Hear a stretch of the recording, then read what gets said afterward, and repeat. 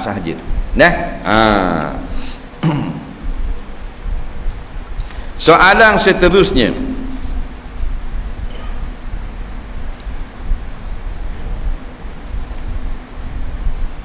betul ke solat sunat duha kita boleh qada? Betul. Apabila sampai masa duha kita tidak dapat melakukannya atau ada uzur melakukannya.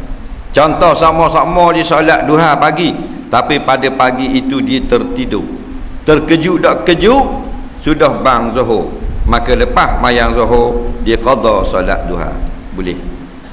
Dalilnya Nabi tak sempat solat sunat qabliyah zuhur kerana ada tetamu datang daripada luar negara, maka Nabi qada selepas mayang asar. Faham? Soalan seterusnya,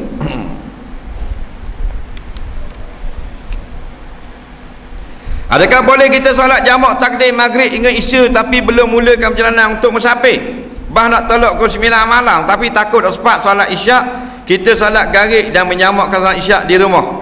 8.15 malam baru bertolak ke stesen bah. Jawabnya boleh kalau bukan rumah kita, rumah orang lain. Yang tak bolehnya rumah kita. Kita duduk rumah macam biasa, nak pergi Kuala Lumpur, bah jalan pukul 9, kita nak jamak takdim. Jawabnya boleh, keluar dulu daripada mukim. Faham? Jadi nak tolak duduk di Port Tuyu, nak naik bah di Kuala Terengganu, bertolak dulu pukul 8, nak sapa di Batu Nang, semayang jamak. Boleh, tak ada masalah. Kerana Batu Nang sudah keluar daripada mukim Port Tuyu. Dia sapa dia apa benda ni? Gua badak ni boleh dah. Nak, dia mukim yang lain dah. Jangan duduk di dalam rumah. Kita jamak dah.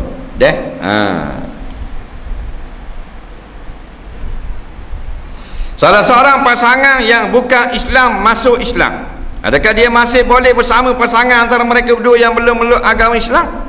Kerana jika keduanya masuk Islam, adakah perlu menikah semula?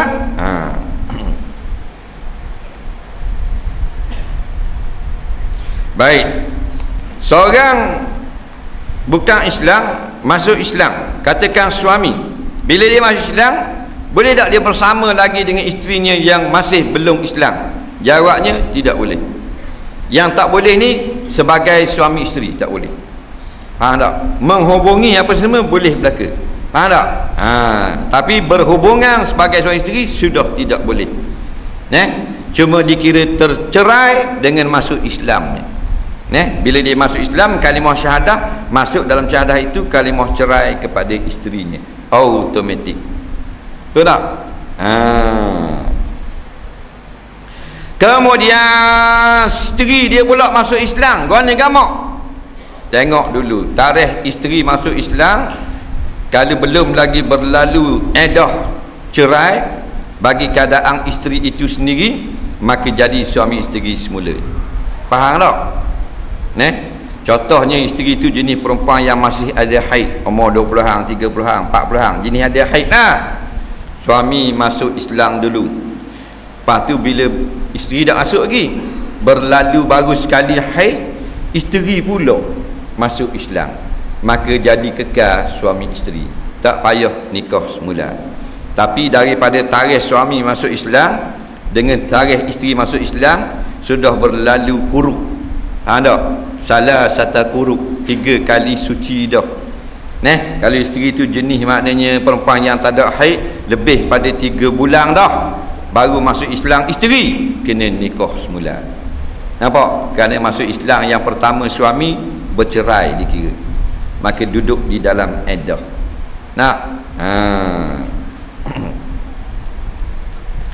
Masuk seketak kekal suami isteri dengan syarat dalam kafir mereka bernikah. Kalau dalam kafir tak nikah, tak jadi suami isteri. Contoh dalam kafir dia bersekedudukan macam orang putih ni kan, tak nikah lah, pakai duduk serumah je, ada anak dan sebagainya. Betul tak? Beranak 5-6 orang, tapi tak nikah, masuk Islam dua-dua, tak jadi suami isteri. Yang jadi suami isteri masa kafir dia nikah, sekalipun nikahnya cara kafir. Kalau nikah dia dulu Kristian, dalam gereja, tok imam, bapak padri, masuk Islam dua-dua, sah nikah dalam tu. Bukan sah maknanya dimaaf pada syarak. Faham lagi? atau Buddha, Tok Cha, tukang nikah. Nah, sah juga bila masuk Islam. Bukan sah nikah dulu, diraikan oleh Islam sebagai suami isteri. Faham? Kerana dia sudah ada bernikah dengan adat-adat dan agama dia masa dalam kafir. Walaupun nikah orang yang tak ada agama, nikah orang asli umpamanya. Nah, sah juga dengan syarat ada upacara nikah masa kafir. Soalan seterusnya, amanat Haji Adi. Dah mana soalan? Oh, ni panah ni. Berapa tahun dah amanat ni? 8 bulan. 30 tahun dah. 32 tahun dah. 30 tahun lebih dah. Amanat Haji Adi. Ini bukan amanat Haji Hadi sebenarnya. Ini diambil daripada kitab-kitab tauhid. Bukan kitab-kitab tauhid, perkara-perkara yang membatalkan akidah. Cuma diajar, disampaikan oleh seorang tokoh ulama, Tuan Guru Haji Abdul Hadi. Orang pun gelak amanat Haji Adi. Kalau kita buka kitab-kitab tauhid, sama saja.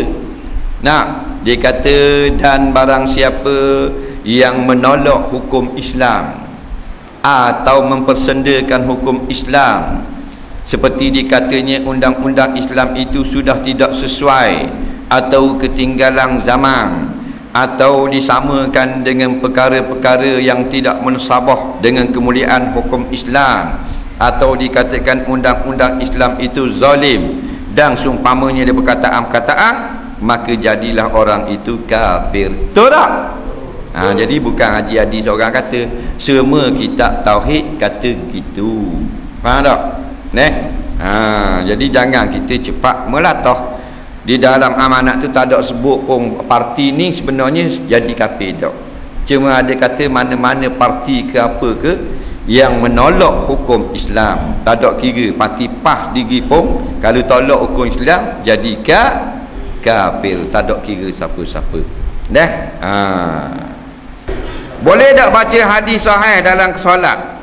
Kalau tak boleh, tolong jelaskan. Jawabnya tidak boleh. Telah ditanya kepada ulama-ulama, di antaranya yang menjawabnya itu Imam Rafi'i rahimahullahu ta'ala, di antaranya Izzuddin Ibn Salam, di antaranya Imam Nawawi rahimahullahu ta'ala. Jadi kita baca hadis dalam semayang tak boleh, kerana semayang ini sallu kama ra'aitumuni usalli, semayang ikut apa yang Nabi baca. Datang dalam hadis baca, kita baca.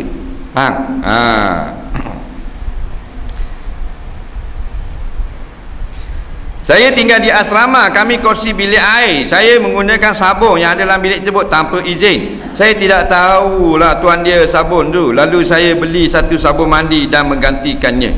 Jawabnya, jikalau diletakkan pada tempat orang ramai, balik kepada uruh, iaitu boleh digunakan. Jika tuannya menyorokkan dia, maka balik pada uruh, tuannya tidak mengizinkannya. Soalan seterusnya,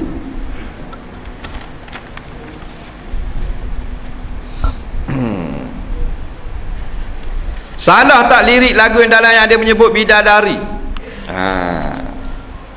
Dapat pahala ke tidak kalau kita update status-status Islamik? Dalam Facebook sekarang orang update status, maknanya orang post tulisan-tulisan, tulis hadis, tulis ayat Quran, nasihat ulama dan sebagainya. Tak ada kira siapa yang post benda-benda yang baik mesti dapat pahala walaupun kecil. Faham tak? Kerana janji Allah begitu. Siapa amal satu benda baik kecil je. Jadi kalau dia ambil perkataan ulama, satu nasihat, dia pun post dalam Facebook, maka orang baca, dapat pahala tak? Dapat pahala. Begitu juga sebaliknya. Jadi tak susah-susah. Walaupun kita jahat sekalipun, teruskan post perkara-perkara yang baik.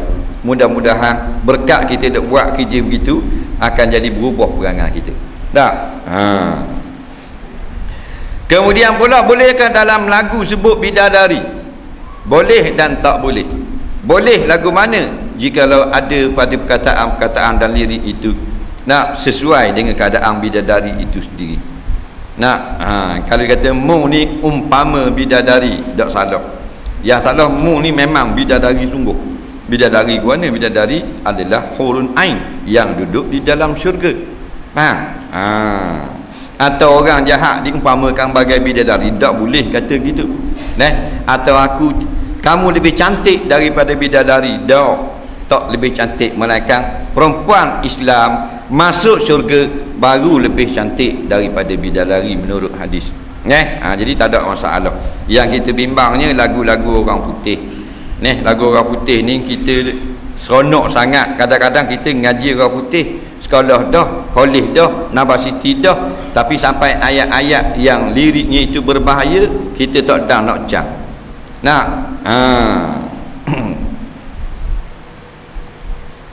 Macam lagu apa benda ni, yang terkenal Bruno Mars. Kenal tak Bruno Mars? Seorang penyanyi popular dunia. Orang Gunung panggil Bronok Samah. Bruno Mars ni Bronok Samah. Lagu dia Till It Rain tu. Mula-mula dia kata, if you gonna leave me baby, jikalau kamu nak meninggalkan aku dalam percintaan ini, nampak, leave me some morphine, nampak, at my door, tolong tinggalkan sedikit dadah di depan pintu rumahku, supaya bila dia isap dadah tu, dia boleh melupakan segala masalah. Ini ngaruh. Rangkap yang kedua pula, there's no religion, nampak, can save me, tidak ada agama apa pun boleh menyelamatkan aku sekarang. Ini syirik. Tapi oleh kita terpedaya dengan rentak dan gaya yang dibawa, maka tak nampak lirik yang sudah merosakkan akidah. Nak dengar lagu orang putih, biar pandai bahasa orang putih. Dah pandai bahasa putih, bukan pandai saja, biar peka dengan lirik. Sekarang cukup mudah. Dah kita dengar sangat lagu kumpulan ni orang putih, pergi ke Google, copy, translate saja. Betul tak? Nampak dah molek tak molek. Kadang-kadang puja arak dan sebagainya. Bukan orang marah meminat lagu tu. Tapi dah benda tu apa tolak agama, kata Tuhan pelawak. Banyak-banyak kan dah kumpulan baru lah ni. Mampu nampaknya lagu cinta, lagu komersial dan sebagainya. Tapi berbahaya. Soalan seterusnya, apa hukum tipu ibu untuk menyedapkan hati ibu? Harus, jikalau itulah jalan yang terakhir, tidak ada pilihan lain. Ini kata ulama-ulama.